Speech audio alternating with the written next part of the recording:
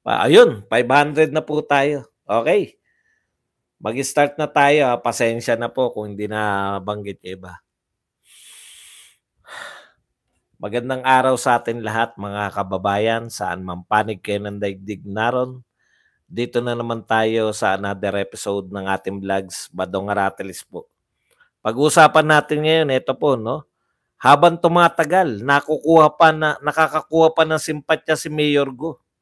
Bakit kaya? Yan ang magandang tanong. Ito pong sa West Philippine Sea, ang problema po diyan yung pagpipilit nila na, yung hindi nila kayang lutasin na problema with China, gusto nilang ipasa o gusto nilang isisi kay Pangulong Duterte. Kitang-kita po natin 'no, 'tong gobyerno na ito, wala na nga halos tayong makitang ginagawa. Panay sisi pa. At pag-uusapan na rin natin, hindi raw po mananalo si Sara Duterte. Ayon kay Larry Gadon, nagbigay po siya ng mga ano, yan, ng mga patunay na hindi siya. Aba, maganda 'tong sinasabi ni Gadon. Yan po mga pag-uusapan natin. Pero bago yan, kung bago ka pa lang dito sa ating channel, mag-subscribe ka na. Dahil ito lang ang tayong channel na may kinikilingan, may pinapanigan, una sa balita, huli sa impormasyon, kaya na pang hinihintay nyo, pindot na. Okay, pag-usapan natin, no? Unahin na po natin to sa West Philippine Sea. Nakasalang po ngayon, ang iniimbestigahan po nila kung meron bang new model, no? Yung deal with China ngayon. Alam nyo, kaya po nagkaletse-letse po, naapektuhan po yung mga nakikipag-usap sa China ngayon. Parang sa isang iglap, minasama na natin na makipag-dialogue, no? Pinasama ninyo eh. Yung pakikipag-usap sa China, pilit pinasasama nitong gobyernong ito. Okay. Ito, nakailang ulit na tayo rito, no? May problema tayo sa China. Diplomatic relationships natin sa China, lumalala yung sitwasyon, di ba? Lagi na tayong binobomba, hindi lang po minsan. Lagi na po tayong kinakanyon, no? Okay. Ngayon, dahil hindi rin po malinaw kung ano po yung masyadong malabo na pumoporma po tayo na ipinaglalaban natin yung Pilipinas, yung teritoryo natin. Pero wala po tayong ginagawa, wala po nakikita yung mamamayan na paglaban. Di ba? Okay. Kaya ang ibig ko sabihin, binobomba tayo ng tubig, water cannon. Pero yung mga pronouncement po natin, wala po sa bokabularyo o wala po sa ipinag-uutos ni Pangulong Marcos o ipinagbabawal niya pa nga, in fact, no? Malinaw na malinaw yung kanyang kautusan na huwag kayong gaganti. So, ano yung forma natin ng paninindigan laban sa China? Magpabomba lang, no? Para hindi naman po nakakahiya, para meron po silang masisi sa kanilang kapalpakan. Palpak po yan eh. Bakit po kapalpakan? Minsan kang bombahin, nasundan pa, natatluhan pa, walang katapusan. Kada pupunta ka riyan, magsusuplay ka, bubombahin tayo. Wala naman tayong nagigain. Kahit na simpatya sa buong mundo, wala po nakikisimpatya sa atin. Bakit? Ang dami pong may gera eh. Totohanan po yung patayan eh. No? Mas totoo po yung nangyayari sa mga Palestine o kung kayo man kampi sa Israel, mas nakikita natin na mas katotohanan yun. Dito parang binubuli tayo at wala tayong magawa. Wala naman siguro sa isip ng buong mundo. Eh, alam niyo na sutil yan China, 'di ba? Hindi po tayo nakaka-gain ng, propaganda, 'no? In fact, nagmumukha po tayong mahinang-mahinang bansa sa paningin ng mundo. Nasayang po yung paghanga ng mundo kay Duterte nung siya ay pinuno natin 'no, nawala po lahat. Dahil po diyan sa ginagawa alam niyo yun nagtatapang-tapangan tayo na maninindigan tayo laban sa China, atin 'yan. May mga pumupunta pa ro'n, atin ito. Kada reaksyon, kada gagawin natin may ganti po yung China, 'no? O yun, kada papasok tayo, bobombahin tayo, wala po tayong magawa. Wala rin naman tumutulong sa'tin. Wala rin namang nagsasabi, tokes lang din lahat. Tayo pa po yung nag-aawat na magkaroon ng escalation. Eh, alam naman nating wala tayong kalaban-laban, eh. Yun po yun 'no. Kaya nga, ito po ay kapalpakan diplomatically. Walang katapusan, eh. Wala tayong nakikitang solusyon. Wala namang deklarasyon na willing tayong makipag-dialogue sa China. Wala rin naman deklarasyon na makikipagbombahan tayo. O kaya po kinakailangan nila ng masisisi. Dahil ang katotohanan, palpak sila. Palpak tong gobyerno na 'to sa pakikitungo sa China diyan. Kaya ito pong mga serye na 'to ng mga, investigasyon, ang purpose po nito para mapahiya po yung Duterte administration, 'no? Dito tayo sa New Deal. Kaya po yun, eh, dahil pinangatawanan po nila na hindi tayo dapat nakikipagkasundo sa China. Ang problema pinakialaman pa nila si Duterte. Kaya kailan pa po naging masama ang makipagkasundo ka sa kaibigan? O nakita niyo po ngayon sa Congress, baliktad po nangyari.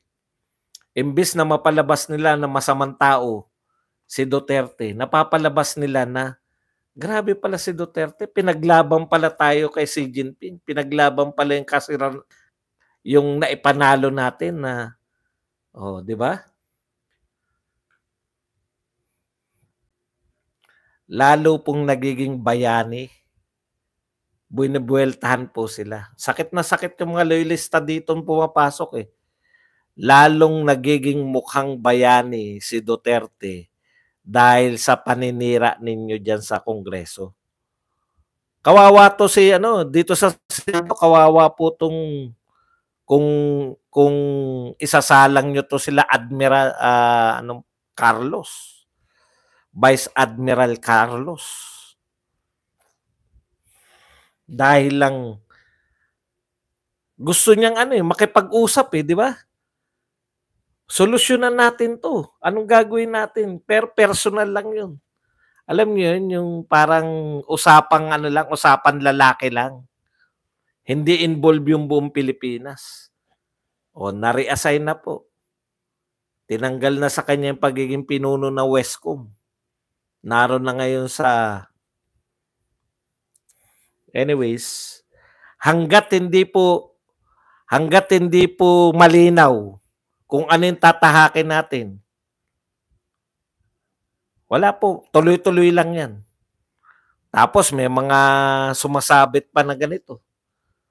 Alam nyo, tahimik na kayo yung atin 'to, 'no? Ngayon nakikiramdam po tayo kung yung mga mangingisda natin diyan sa Baho de Masinloc, ano kaya gagawin ng China? Itutuloy kaya nila yung banta nila na manghuhuli ng mga trespasser? Yan po. Kung tinuloy po ng China yan, walang kaabog-abog, gumawa kayo ng problema kayong mga tropa ni Ontiveros. Okay, punta po tayo rito kay Mayor Go. Sabi sa inyo, hindi natin kilala yan. Taliwas dito sa sinasabi ni Tira-Tira na mga DDS lang ang may gusto kay Go. Hindi nga namin pinag-uusapan yan, eh. Kaya lang wala kang magagawa eh. Hindi mo pwedeng hindi pag-usapan si Mayor Go kasi lagi nariyan eh. Tsaka may drama talaga eh, di ba? Biruin mo, meron pang involved na mayor ayon kay Jinggoy. Ayon sa chismis ni Jinggoy. May karelasyon daw di umano to si Mayor Go na isang mayor sa Pangasinan. Kala mo teleserye lang. Alam nyo kung bakit nakakakuha ng simpatya? Nakakakuha ng simpatya to si Mayor Go? Kasi inuusig na siya dyan sa Senado. Inuusig siya ng mga kontrabidang senador. Pinangungunahan ng chairman na si Ontiveros. Pinangalawahan nitong bagong-bagong kontrabida na si Dinggoy Estrada. At syempre, yung always, nariyan pa rin po si Raffy Tolfo. Alam niyo po kung ano talagang pagkakaiba ng mga senador nung araw? No? Pag merong mga iniimbestigahan yung mga senador nung araw, mayroon pong mga dokumento na pinag-uusapan tayo at meron pong mga star witness. Yun po ang wala talaga ngayon eh. Sino po yung star witness ngayon na nagbibintang kay Go? Etong aligasyon so far. Yung Pogo, no, na tinayo ay kasama doon si Mayor, di ba? Ito aligasyon to Yung Pogong tinayo na yan, kasama si Mayor diyan. Tapos etong Pogo na to, ito ay front lang, pero may mga sleeper cell sila o mga espiya ng mga incheck. Tapos ang mga nagtayo pa nito, ang nagtayo pa nito ay mga kriminal. Nakasabwat itong si Mayor Go. Yun po yung aligasyon. Ang tanong, sino ang may aligasyon na yan? Sino yung star witness na miyembro ng sindikato na nagtuturo nakasabwat nga si Mayor Go? Naalala nyo nung araw? Si Napoles. Paano natuklasan si Napoles? Yung kanyang tagapirma, pamangkin niya. Di ba? Gumagawa sila ng mga peking NGO.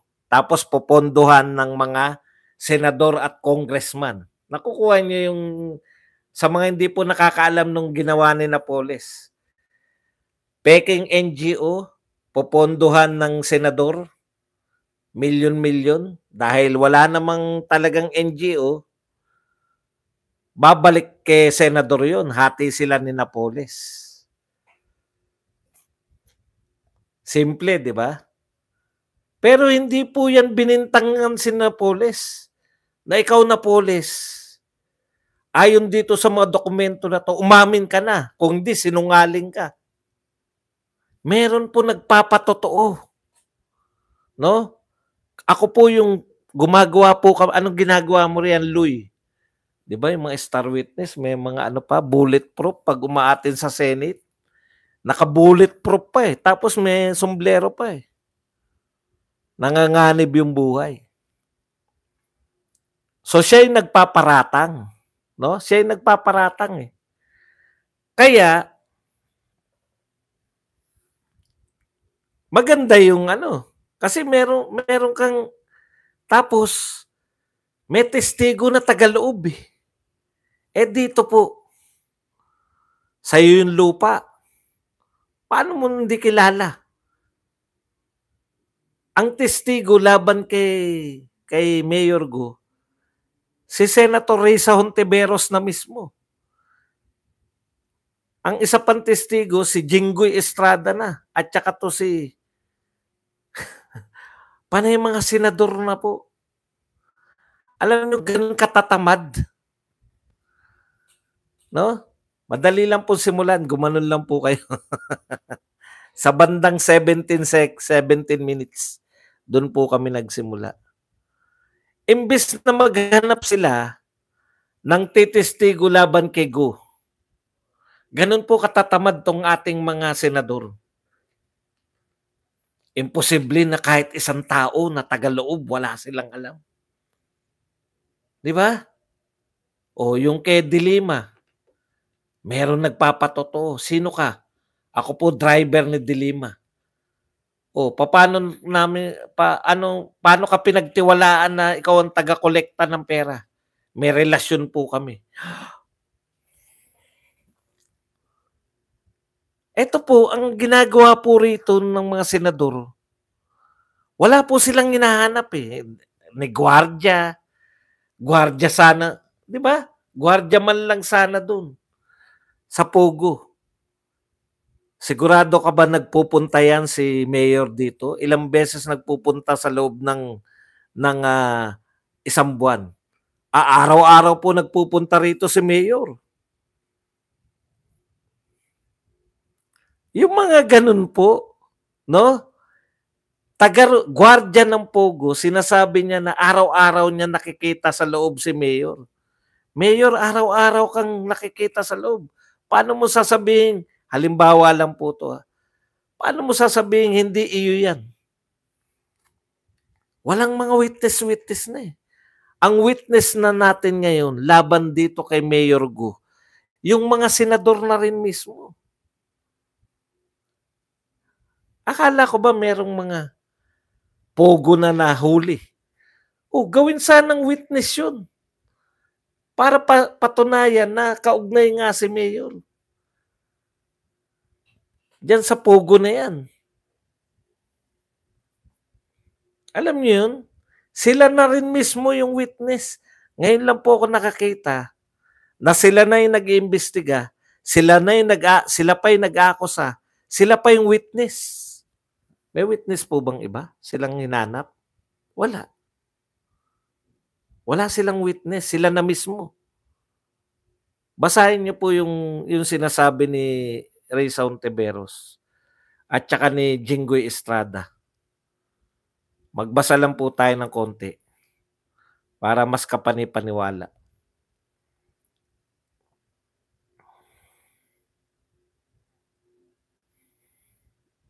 Ito sabi ni Raysa Hontiveros, ang daming red flag ni Mayor Alice Go. Wala na ngang maayos na record sa Pilipinas. May mga connection pa sa mga kriminal.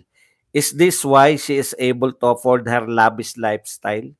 Galing ba sa mga kriminal at pugante ang pambili ng chopper at mga luxury cars? Ito po, sinabi to ni Raysa Hontiveros, tapos na yung hearing. So, sa mga press niya po sinasabi itong mga bagay na to. Paano mo nasabi na merong koneksyon? Napatunayan ba? Meron bang humarap na may koneksyon sila? So, ang testigo laban kay Go na may koneksyon siya, si Raysa Hontiveros. Ibig sabihin, kayo ba saang korte? Saang korte mananalo na yung testigo mo ay hindi naman taga-Pogo, hindi naman taga-Pampanga, hindi naman tauhan?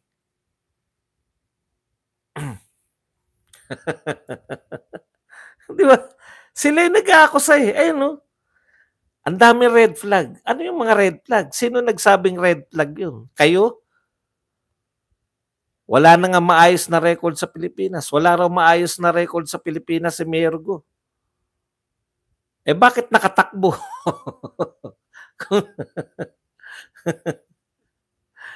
Hindi ko po sinasabing walang kasalanan si Mayor Go. Kaya lang, ang gusto nila maya't maya may investigasyon kaya hindi, alam niyo yun, yung kulang sa, kumbaga sa research, yung mga gustong mag-imbestiga, wala na research. O ano po sinabi ni Jinggoy? 'Di ba? Iniuugnay ni Jinggoy. Iniuugnay ni Jinggoy yung isang mayor sa norte na may ugnayan di umano. O siya na rin na nagtestigo. Kanino po natin na nalaman na pinaghinalaan na may mayor na nagpapatakbo ng Pogo Yun yung karelasyon daw ni Alice Go. Meron po bang nagpatunay na merong mayor na wala po, kanino natin narinig? Kay Mayor, kay Jinggoy. Si Jinggoy ang testigo na merong karelasyon si Mayor Go. Sino yung testigo na nagsasabi na inimbitahan ba man lang nila yung Pangasinan mayor na yun?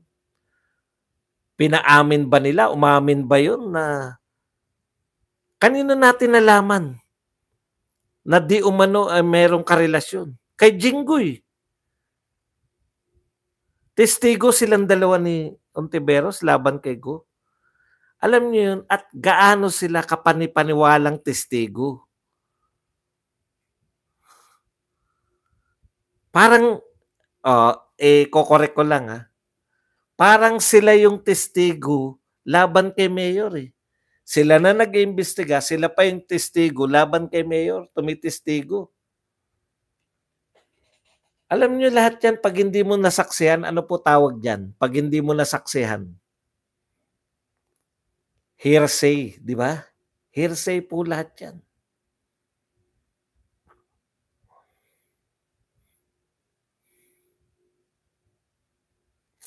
Kaya dahil walang, sino po ang mas kapanipaniwala? Si Jinggoy at si Ontiveros o wala akong gano'n kay Tulfo, walang gano'n sinabi si Tulfo. Sa napanood ko, hindi ko naman tinutukan eh.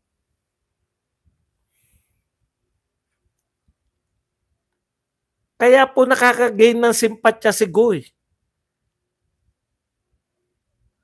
Sabi nyo, sinasabi ng mga senador, parang imposible. Ano po sabi ng abogado? Mayroon kaming mga dokumento, may birth certificate. Hindi tinatanong yung passport. Ilan ang passport ni Mayor Go? Isa lang, Pilipino lang. Filipino passport lang siya, holder. Filipino passport holder lang siya. Wala siyang ibang passport. Wala siyang ibang passport, Badong? Wala. Sabi ng abogado. At ilang beses na siya nag-renew. Tama yun eh. Tama yung sinasabi ng abogado niya sa interview eh. Meron siyang birth certificate, meron siyang passport na ilang beses na niya na-renew.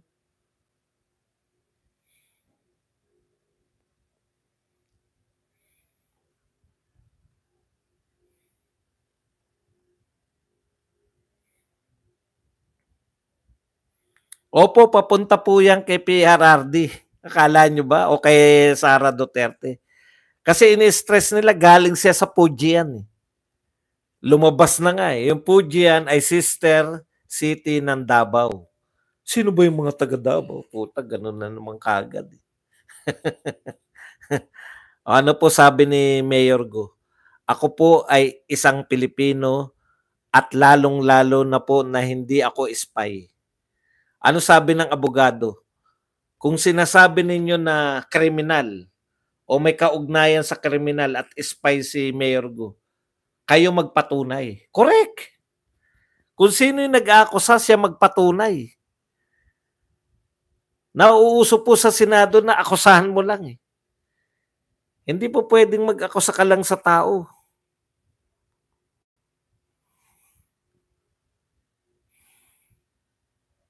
Ito po yung sinabi nitong ano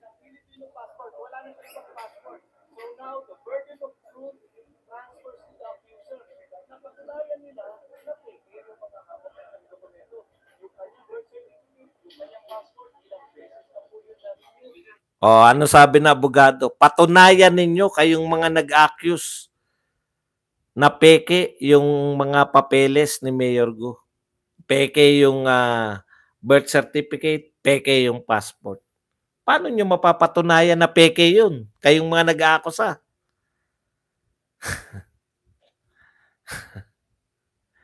Kahit pananiniwala tayo at the back of our mind na baka nga involved to sa mga kalokohan si Mayor. Pero hindi po nila mapalabas eh. Sa Senado, yun po yung purpose. Ang purpose po ng investigasyon nila, kung ano man yung hinihinala nilang akusasyon. Ang problema sila rin po wala po silang matibay na ano eh. Ganito po kasi yung ginagawa nila. Ganito rin ginawa nila kay Morales eh. Papalabasin lang nila na sinungaling si Mayor Go. Therefore, lahat ng sasabihin niyan kasinungalingan. Kaya dahil sinungaling siya, pag tinanong namin siya, involved ka ba sa Pogo? Hindi po. O sinungaling kasi siya, ibig sabihin involved siya. Ikaw ba ay alam mong kriminal yung mga kasosyo mo?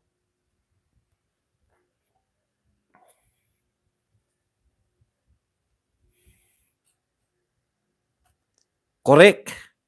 Gusto nila yung inaakusahan nila yung maglabas ng patunay na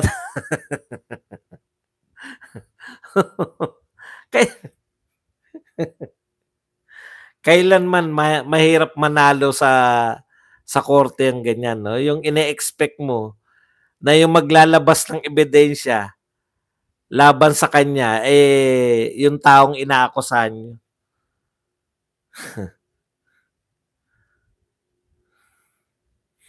Patutunayan naming Pilipino si Mayor Go. Ayan. At dapat daw si Senator Risa Hontiveros ang magpatunay na Chinese national si Go. Correct. O, antindi na, no? Antindi na ng hamon nitong abogado, no? Inaakusahan nyo na in-check to si Go. Kayo magpatunay, kayo nag-akusay. Baliktad kasi itong Senado eh. Aakusahan nila tapos tandang-tanda ko yung akusasyon ni ano eh. Corrupt kayo. Pag hindi nyo napatunayan na hindi kayo corrupt, ay patunayan nyo na hindi kayo corrupt. Naalala nyo, galit na galit si Galvez kay Tulfo. O hindi nyo na matandaan. Okay. Kahit i-deny po ni Mayor lahat yan, kayo nag-akusa, kayo ang magpatunay ng mga sinasabi nyo. Mahirap po yung ginagawa ng Senado. Alam nyo, mahirap yung ginagawa ng Senado kasi yun na nga, di ba? Oo, pupunta rin to kay ano kasi sasabihin sa Pogo. Okay. Punta po tayo rito sa kay Gadon. Sabi ni Gadon, hindi raw po mananalo, ito Sara won't win in 2028 because of DDS, Gadon. Ito ang ano no. Kaya pala ginawang sekretary yan, no? Sabi mo PBBM, sabi mo tatanggalin mo yung mga pag hindi nagpe-perform ng trabaho niya. 'Di ba sabi mo tatanggalin mo bilang secretary? Ito ano ba to? PCO ba to? yan ba yan ba trabaho ni Gadon? Taga-atake. Sunod-sunod yung atake. Okay, ayon po kay Papa Gadon na ang ginagawa ngayon ay walang connection lahat sa poverty alleviation. Tapusin muna natin yung Senado, no? Sa makatwid, bakit po nakakakuha ng simpatya si Go? Kasi po yung mga senador na kontrabida yung nag-aakusa sa kanya. Yun lang po yun. Kung kredibilidad at kredibilidad, may kredibilidad ba kayo? Okay, even if Sara runs against, ito sabi ni Gadon, Presidential Papa Gadon made the fearless forecast that Vice President Sara Duterte won't get re-elected. Aba, re-elected? Bakit re-elected? Sa tingin mo, tatakbo lang ng Vice President? O bobs talaga ito eh. Or make it in any position in 2028. Re-elected? Bakit re-elected? Gadon said this is because of Sara's father, former Rodrigo Duterte, diehard supporters and bloggers who kept hitting President Bongbong Marcos and pictured him as a drug user. Yan. Ito malupit. So, teka muna, tatanong muna tayo. So, ibig mo bang sabihin, Papa Gadon, mananalo si Martin laban kay Sara Duterte? Magtapatan na tayo. Sino ba ang bata nyo? Gadon, mananalo ba si Martin kay Sara Duterte? Ah, Ito po ang sabi ni Gadon. Kasi alam natin, bata ng mga loyalist si Martin, di ba? So kung matatalo si Sara Duterte, ibig sabihin mananalo si Martin? Basahin natin yung sinabi ni Gadon. Even if Sara runs against Lenny. Si Lenny? Si Lenny pala ang bata ni Gadon. Grabe pala itong mga loyalista. Mga loyalista, nakikinig ba kayo? Si Lenny pala ang bata ni Gadon. Matapos no, yung representative ng mga dilawan, matapos na dekadang binanatan yung mga Marcos. Alam niyo ba kung gaano palang katagal bumabanat yung mga Duterte sa mga Marcos? Pag-upo pa lang ni Marcos. Pag-upo pa lang ni Marcos kasi palpak eh. Okay. Ngayon, eto. Yung dekada ng bumibira, yun pala ang gustong kalaban. Tuloy natin. Even if Sara runs against Lenny, Sara will lose because Lenny already had solid 15 million followers. 15 million lang? Sasabihin mo na mananalo sa 30 million? 32 million? Ano namang klaseng utak yan? Without the votes from Marcos loyalists, Ilocanos and Dawarais and Ilonggos, Sara will lose. O konti lang pala yung sinabi mo, loyalists, Ilocanos, Warais at Ilonggos. Yan po ang sinabi. They kept saying bangag and President, how can she get the votes of Marcos loyalists? Opo, hindi po kami umaasa sa mga loyalista. Mananalo po si Sara Duterte kahit walang loyalista. Hindi mo nga masabi na mananalo si Martin. Di ba? Ano po ang loyalista? Ano po ang boto ng loyalista? Yung kay Martin, yung boto ni Martin, yun po ang boto ng loyalista. Totoo ba na loyalista si Lenny ang gusto? Hindi. Sino po ang gusto ng mga loyalista? Si Martin. Kumusta naman ang survey ni Martin? 0.4. Diba?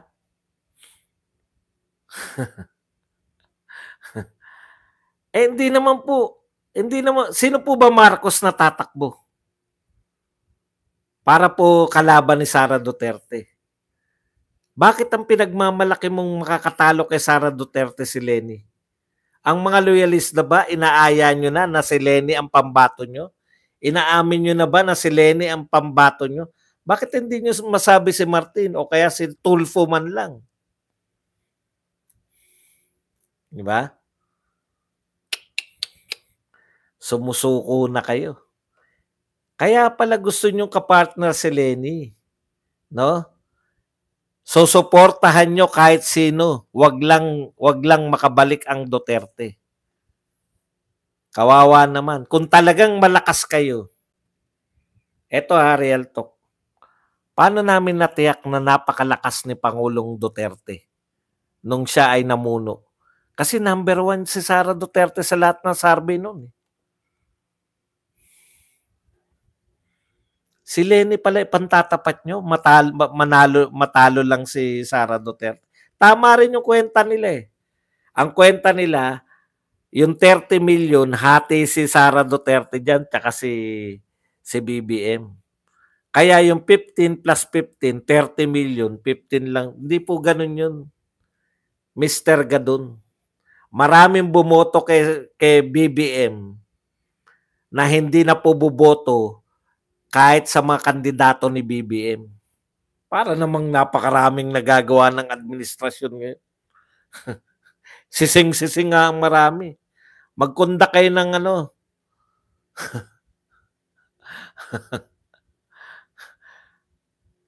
Hindi pala si Tulfo, umaasa ka Tulfo, ha. Kala mo ikaw ang itataas ang kamay, ha. Pabanguhin mo muna gadon yung bata nyo. Huwag niyong pakialaman si Sara Duterte. Dahil si Sara Duterte, kaya naming ipanalo. Ang tanong ko sa mga vlogger ni BBM, kaya nyo bang ipanalo si Martin? Bakit ang binabanggit ni Gadon ay si Leni Robredo? Hindi ba nagtataka kayo? Mag-isip-isip din kayo ngayon. Lahat ng paglaban ninyo para kay BBM, mauuwi lang, hindi, nakakahiya, no? Nakikipagdigmaan kayo sa mga dilawan, no? Halos makipagdurugan kayo kay Leni Robredo. Tapos, balang araw pala si Leni Robredo ang kandidato nyo.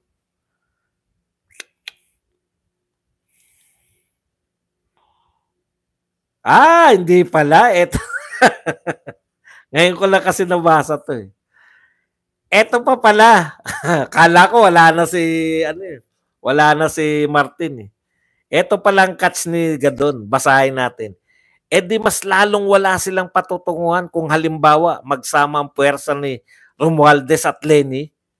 Much more if Romualdez and Leni join forces.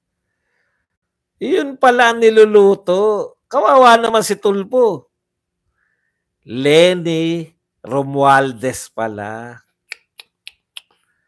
Yun pala. Kala ko tinablan nyo na si Martin eh. Leni Romualdez pala ang bata nyo.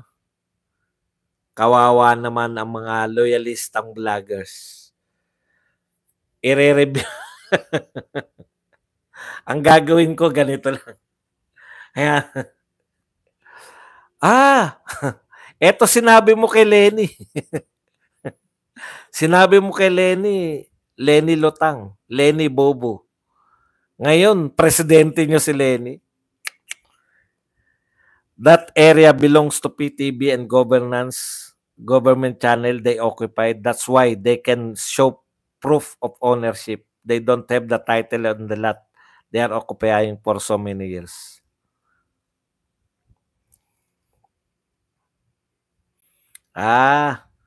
Gusto niya pa rin kunin yung property ng ABS-CBN. So wala na pong kinalaman kay Sara Duterte.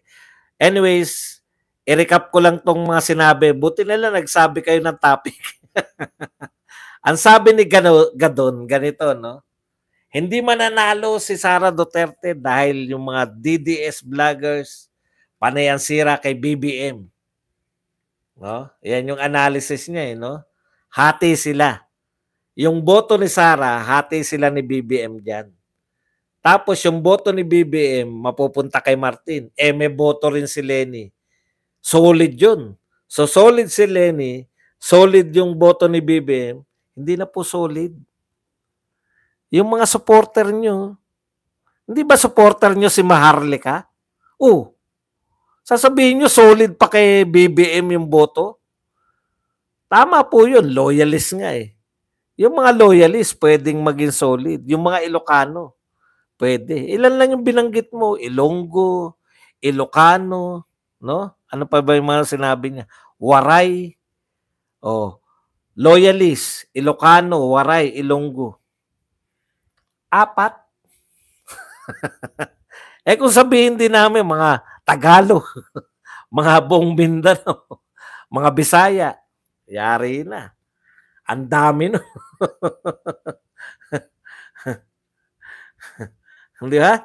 Si Maharlika nga, BBM yan. Si Executive Secretary, BBM yan. Sasabihin nyo na solid pa yung boto. Hindi na solid yan. Siguro yung bumoto sa kanila na 32 million. 31 million. 30 million nadadagdagan pa yung kay Sara Duterte. Ako tinitiyak ko sa inyo, walang sisi sa mga bumoto kay Sara Duterte. Yung mga nagsisisi yung bumoto kay BBM. Yan ang natitiyak namin sa inyo. Kaya mali yung analysis mo, Papa Gadon.